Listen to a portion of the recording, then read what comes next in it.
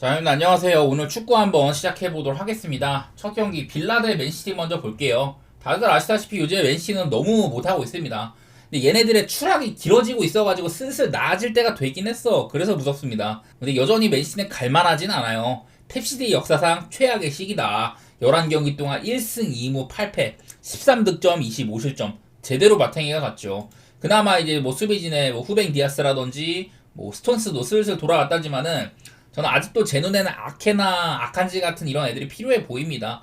재작년처럼 그때는 이제 스톤스를 한 칸 올려 써가지고 미드필더 배치를 해가지고 게임을 푼 것도 있었는데 로드리가 없는 시점에서는 저는 지금 막 마테우스 누네즈나 이런 애들로 대체가 안 되는 것 같거든요. 그런 특단의 조치가 필요해 보인다. 특히나 이제 로드리가 없으니까 압박 에너지가 너무 약하다는 얘기를 많이 했었어요. 워낙에 뭐 얘네가 기분빵이 좋은 팀이니까 얘네들이 맨시티가 볼을 쥐고 있을 때는 참 잘해. 괜찮은 플레이들이 나오는데 근데 그걸 결국 골로 말을 해야 되잖아요. 근데 그렇지 못하면은 상대가 볼을 쥐고 있을 때 견제가 너무 형편이 없다고 생각이 되거든요. 압박이 약하다. 선수단의 간격도 저는 좀 높다고 생각을 하고 넓다고 생각을 하고 그래서 그만큼 상대방이 볼을 쥐고 있을 때도 위기도 많이 노출한단 말이에요. 그래서 제가 봤을 때는 뭐 누네즈나 코바시로는 로드리의 빈자리가 메워지진 않으니 이쪽 수비 그 미드필더 쪽에다가 머릿수라도 늘려야 될 것 같다. 그런 생각까지 하게 됩니다. 또 이제 빌라도 사실 요즘에 뭐 잘하고 있는 것까지는 아닌데 나름대로 잘 정돈돼 있는 편이고 활동량도 좋은 팀이죠. 이래가지고 상성면에서는 요즘 NCT는 까다로울 만한 것 같아요. 물론 이제 빌라도 챔스까지 병행을 하느라 꾸준한 경기력이 나오진 않고 뭐 작년처럼 엄청난 홈발이 있다거나 그런 것들도 아니긴 한데 지금 맨시티가 빌라를 무난히 꺾을 상대는 절대 아닌 것 같거든요. 맨시티의 뭐 홈도 아니고 원정이라면은 저는 또 한 번 그냥 이거는 빌라의 플레이는 무지성으로 봐도 될 것 같습니다. 그만큼 맨시티를 안 좋게 본다는 소리고요. 다음 이제 바르시아 대 꼬마 19라운드 기준으로 지금 꼬마가 한 경기를 덜 했습니다. 17경기밖에 안 했어요. 근데 승점이 동률이죠 지금. 그만큼 요즘 바르셀로나가 뭐 라스팔마스, 레가네스한테도 홈에서 지는 거 보니까 확실히 이게 누캄프가 아니고 올 시즌에 이제 공사 때문에 몬주익 경기장에서 바르셀로나가 홈 경기를 하거든요. 그런 부정적인 효과가 있는 것 같습니다. 뭐 바르셀로나는 사실 이렇게 하다가도 뮌헨을 개팬다든지 어려운 돌무 원정을 승리를 한다든지 마요르카를 5대1로 패고 이렇게 좋은 내용을 보여주기도 하지만은 지금 바르시아는 저는 경기력 편차가 꽤나 심하다고 생각이 되기는 해요. 냉정하게 작년에 이제 사비 감독이 욕을 엄청 먹었을 때랑 지금 비슷한 라운드의 승점 차이가 별로 안 나거든요. 더구나 지금 라민 야말까지 발목 부상으로 한 달가량 결장이다. 그래서 공격에도 균열이 생긴 편이에요. 근데 반대로 이제 꼬마 같은 경우는 이게 제일 보이죠. 요즘에 꼬마 11연승으로 좋은 실적을 보여주고 있다. 공격에서 뭐 잘 풀릴 때와 별로일 때가 좀 명확해가지고 꼬마도 오락가락합니다. 잘 풀릴 때는 잘해. 바야돌리드 팰 때 보면은 야 이 새끼를 축구 잘한다 이랬는데 그 뒤로는 사실 막 엄청 속편한 공격을 보여준 적이 많지는 않아요. 그래도 전반적인 팀 컨디션이나 에너지는 눈에 띄게 좋다. 특히나 오늘 또 예상 명단 같은 거 보니까 중원에다가 막 코너 갤러거까지 더해가지고 더 뛸 거예요. 원래도 데파울이나 뭐 바리오스 여기다가 뭐 시메온에도 그렇고 활동량이 엄청난 애들이 많은데 갤러거까지 더해지면은 더 얘네들이 많이 뛰고 상대한테 강한 압박, 계속해서 볼을 탈취하기 위한 이런 싸움들 이런 것들 계속 가져갈 거거든요. 제가 봤을 때 지금 꼬마의 약점은 나는 랑글레밖에 없는 것 같아. 수비진의 이제 히메네즈 옆에 랑글레가 불안한 점 그게 유일한 고민거리인 것 같고 근데 뭐 이거는 이런 것들을 생각을 하더라도 꼬마가 지금 연승 달리고 있다 11연승 달리고 있다 이런 것들을 생각하더라도 어디까지나 이것도 바르셀로나가 여태 좀 탑독이긴 했었죠. 지금 상대 전적상으로 꼬마가 바르셀로나한테는 지금 5연패 중입니다. 홈이나 원정 가리지 않고.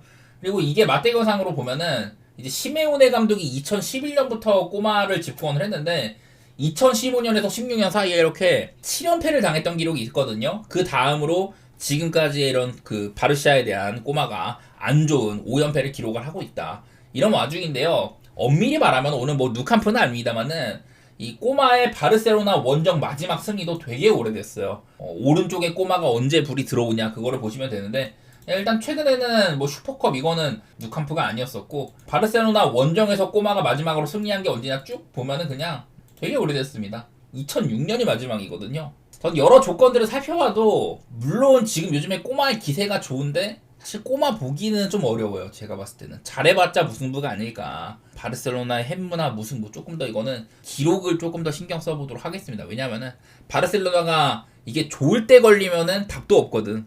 어제도 위넨도 그랬었고 그래서 뭐 이건 나는 바르셀로나가 사실은 만약에 얘가 이긴다 하면은 대승 가능성도 있어 보여. 근데 한편으로는 바르셀로나가 좋은 선택지는 아닙니다, 지금.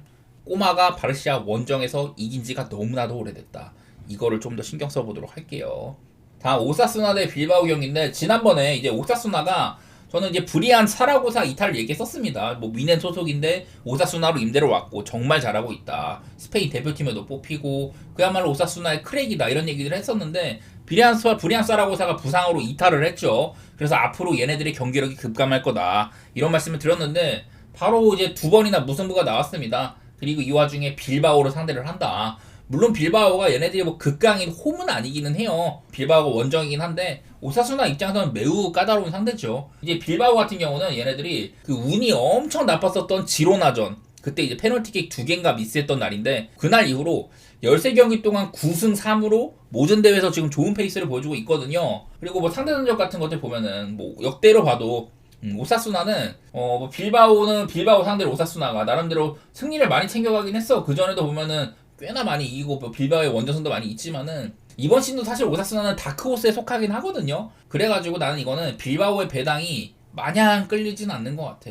근데 개인적으로 뭐 저는 오사수나가 지금 생각보다 높은 순위에 있잖아요. 원래 이거보다 더 높았었는데 저는 오사수나의 DTD는 이제 시작이라고 합니다. 이제 시작이라고 생각을 합니다. 브리안 사라고사 이탈한 거는 아주 크다. 그렇게까지 생각을 해가지고 이거는 빌바오가 포문을 못 여는 게 아니라 하면은 어지간해서는 빌바오 사이드가 맞는 것 같긴 합니다. 그래도 뭐 체급상으로 얘네들이 뭐 진 것도 아니고 오사수나가 요즘에 그냥 무승부가 많은 정도니까 뭐 무승부 같은 것들도 생각이 안 나진 않아요. 그래서 저는 어쨌든 간에 오사수나 DTD는 이제부터일 거다. 다음에 이탈리아 토리노 대 볼로냐 경기인데 지난번에 제가 이제 토리노 경기를 봤을 때는 그때 이제 엠폴리랑 했거든요. 원정이었는데 엠폴리 상대로도 되게 일방적인 게임을 했었어요. 그때 경기도 1대0으로 이겼는데 사실 그 이제 결승골도 하프라인 슛입니다. 하프라인 슛. 골키퍼가 튀어나온 걸 보고 역습 상황에 그냥 슈팅 갈겼는데 그게 그대로 들어갔거든요. 그리고 그 외에는 막 유의미하게 엠폴리의 골망을 가름한 찬스는 별로 없었다. 그런 날이었었고 볼로냐는 얼마 전에 이제 리그 8연승으로 기록을 세우고 있던 피오렌티나를 멈춰 세웠습니다. 워낙에 이제 볼로냐가 홈에서 패배가 정말 없기는 해요. 작년부터 해가지고 인터밀란, AC밀란 리그에서는 걔네들한테밖에 안 졌거든요. 그 정도로 홈에서 강한 팀이기도 하지만은 어쨌든 피오렌티나도 멈춰 세우고 요즘에 확실히 볼로냐가 살아난 모습들을 많이 보여주고 있거든요. 그리고 이제 제가 얘네들 이제 경기를 살필 때는 볼로냐는 얘네들 출전 시간 같은 거 보면은 얘네들은 다른 팀에 비해서는 좀 이제 운영 폭이 넓은 편입니다. 로테이션 자원들도 많이 써주고 이런 편인데 요즘에는 이제 주전으로 공미에다가 오드가르드 같은 애들 올려 세우고 얘가 옛날에 네덜란드 알크마르 때는 미들라이커 같은 모습이었는데 요즘에는 심심치않게 점수도 뽑아주고 있기도 합니다. 그리고 뭐 대신에 이제 센터 포워드인 카스트로가 되게 어린 선수인데 요즘에 골이 좀 없어요. 아마 11월 달 이후로 골이 없나 그런데 대신에 뭐 은도이에나 요즘에 올라선 도밍게스 이런 측면 자원들의 퀄리티도 괜찮은 편이 있습니다. 저는 전반적으로 주전은 물론 벤치 퀄리티까지 볼로냐가 크게 앞선다고 생각을 하거든요. 이거는 토리노가 홈이어도 볼로냐 상대로 버텨낼 수 있냐 그런 것들 따져봐야 될 경기로 보이고 이건 뭐 볼로냐가 정배인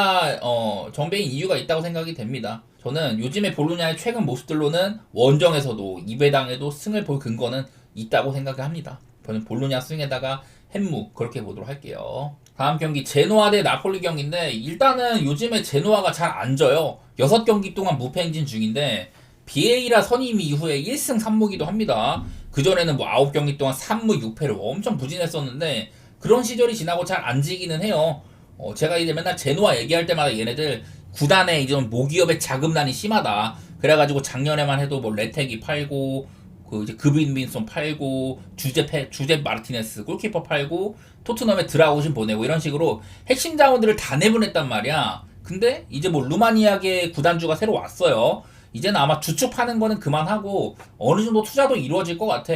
그리고 중원에도 이제 바델리, 소르스비, 프렌드룹 1부 리그 경험이 많은 중원에다가 미레티 같은 젊은 피도 있죠. 그래서 제노아를 뚫어야 되는 입장에서는 생각보다는 좀 까다로운 그런 부분들이 있습니다. 워낙에 뭐 제노아가 지금 뭐 부상도 많고 애들도 많이 팔아가지고 분석이 어렵기는 해요. 요즘에 나도 제노아를 잘 모르겠거든, 솔직히. 기대를 별로 안 했는데 잘하다 보니까. 어쨌든 상대하는 팀들이 요즘에 좀 까다로워하는 게 보이긴 합니다. 제노아는요. 마침 이제 나폴리 같은 경우는 얘네들은 네레스 빼고는 측면자원들 폼이 다 별로예요. 원래 에이스인 크바라치엘리아도 사실 막 한창 좋았을 때 모습까지는 약간 아니긴 해. 그리고 폴리타노도 머릿수는 채워주긴 하는데 별로 못하고, 그리고 뭐 라스파돌이나 뭐 이런 애들 망했죠. 지난번에 이제 우디네스전도 맥토미니가 중원에서 슈퍼패스를 해가지고 루카쿠가 이겨내고 마무리한 거였었고, 역전골도 네레스가 뚫고 들어와가지고 막 우당탕탕 했는데 거기서 이제 자책골이 나왔었죠, 우디네스 수비수가. 그리고 또 막판에는 우디네스가 급해지니까 앙귀사가 그냥 막 중원에서부터 라인 깨고 다 그냥 들어가고 질주해가지고 해내고 막 이런 식으로, 제가 봤을 때는 지금 나폴리는 상대가 이런 미드 블록을 구성해가지고 페널티 박스 중심으로 틀어 막으면은 저는 운영이 꽤나 어려워질 것 같거든요. 그리고 요즘 제노아는 그런 것들이 꽤 잘 되는 팀이라고 생각합니다. 중원에다 배치한 숫자도 많고 기본적으로 내려앉는 팀이거든요. 그래서 뭐 나폴리는 아까 제가 볼로냐도 잠깐 보여드렸는데, 나폴리는 그 이제 볼로냐랑 약간 반대예요. 얘네들은 대회를 많이 안 치릅니다. 챔스도 안 나가고 주전 11명 중에 디로렌조나 라흐마니는 전 경기 풀출전이고요. 10명이나 지금 1000분을 넘게 뛰고 있어요. 어떻게 보면 이거는 꾸준한 퀄리티를 담보하는 운영이지만 한편으로는 변수 대처가 잘 부족하다는 소리기도 하거든요. 나폴리는 여태 뭐 상대전적 상으로도 제노아 원정을 뭐 나쁘지 않게 치른 편이긴 했습니다. 근데 뭐 무승부도 꽤 많이 있었거든요. 내가 봤을 때는 그냥 이런 나폴리의 배당이라면은 그냥 언더가 제일 나은 것 같아. 그리고 승패 같은 것들도 사실 나폴리를 요즘에 가는 의미는 크게 없는 것 같고, 저는 무승부나 햄무 같은 고배당 쪽으로 한번 생각하는 게 낫지 않나, 그렇게만 보도록 하겠습니다. 이거는 나폴리의 약간 하락세랑 제노아의 상승세를 좀 생각해서 그렇게 고려해 보도록 할게요. 자, 다음 마지막인데요. 레체 대 라치오 경기 말씀드리면은, 사실 이제 라치오는 인터밀란한테 기록적인 패배를 당했습니다. 그때 이제 인터밀란한테 홈에서 6대0 패배를 당했거든요. 라치오 역사상 홈에서 가장 큰 점수차로 패배한 패배였다. 그리고 인터밀란도 원정에서 가장 많은 득점을 한 거였거든요. 근데 이게 어디 뭐 잡팀도 아니고 인터밀란은 라치오가 붙었는데, 세리아의 강자들이 붙었는데 그런 결과가 나왔단 말이에요. 라치오는 상승세가 제대로 크게 꺾였다, 이런 얘기고, 그날은 근데 뭐 주포인 카스테야노스가 징계결장으로 못 나온 것도 있었고, 센터백인 힐라 얘가 부상으로 빠졌죠. 그리고 나서 들어온 기고 이 친구도 또 빠졌단 말이야. 그래서 센터백 줄부상도 있었고 그야말로 폭격을 당했습니다. 안 그래도 이 프랑스 출신의 기고라는 선수는 주전으로 쓰기에는 실력이 부족해 보이는데 그날 완전 개털렸었어요. 그리고 또 부상으로 다시 나가기까지 하고, 사실 그때 라치오가 전반전에 되게 잘 싸웠거든요. 막판에 이제 억울한 페널티킥도 내주고, 또 이제 인터밀란의 전술적인 분이 많이 보였던 거. 저는 이제 3백에서 윙백 투 윙백, 이게 굉장히 참 킥 같은 요소라고 생각하는데, 이날도 둠프리스가 올린 크로스를 미드필더 쇄도라든지 다른 공격수가 넣은 게 아니라 디마르코가 페널티 박스 안까지 쇄도해가지고 골을 넣었거든요. 이게 이탈리아에서 되게 3백 상으로 유행하는 이런 모습들인데 다른 리그에서는 잘 안 나와. 이탈리아에서는 이게 되게 많이 보이거든요. 그래서 또 그런 윙백 투 윙백 이런 골도 나오기도 하고, 그 전까지는 라치오가 되게 잘 싸웠는데 후반전은 수비 불안도 있었고 에너지가 바닥을 치면서 그냥 대패해버렸었습니다. 뭐 이 와중에 레체 같은 경우는 요즘에 조금 괜찮아졌어요. 나름대로 잘 싸웁니다. 최근에 5경기는 이렇게 승점도 뭐 많이 벌기도 하고 득점도 꼬박꼬박 하고, 특히나 얘네들이 상대전적상으로 레체가 라치오한테는 2020년대에 승격한 이후로, 그전에는 사실 세리아에 많이 없었거든요. 2020년대에 승격한 이후로 홈에서는 라치오한테 3전 전승이에요. 물론 올 시즌에 라치오가 뭐 잘하고 있긴 하지만은 이런 것들도 신경을 써야 될 것 같아. 이거는 마침 레체가 회복세에 있고 홈에서는 라치오한테 기록도 좋은데 라치오의 분위기가 크게 꺾였다는 거, 이게 좀 변수일 것 같아요. 물론 당연히 라치오가 좋은 선택지는 맞는데 그런 변수들이 있을 것 같고, 이거로 뭐 라치오 입장에서는 이제 뭐 카스테야노스도 돌아오고 지난 인터밀란전 같은 게 좀 크나큰 해프닝이었다면은 괜찮겠지만은, 개인적으로 저는 센터백 수비 분계는 좀 커 보이거든요. 이게 저는 뭐 레체라는 팀의 특성도 그렇고 오바 생각도 조금은 나고요. 개인적으로 저는 이 경기는 라치오를 한번 피해야 될 것 같은 경기가 아닌가. 만약에 라치오가 뭐 이 경기 이긴다 치더라도 나는 그냥 한번 피하고 싶어. 제가 라치오 보는 거 되게 좋아하거든요. 근데 한번 피하고 싶은 그런 경기입니다. 오늘은 이제 축구는 여기까지 6경기 정도만 말씀드리도록 하고, 오늘도 NBA 많으니까 빨리 NBA 쪽으로 가보도록 하겠습니다.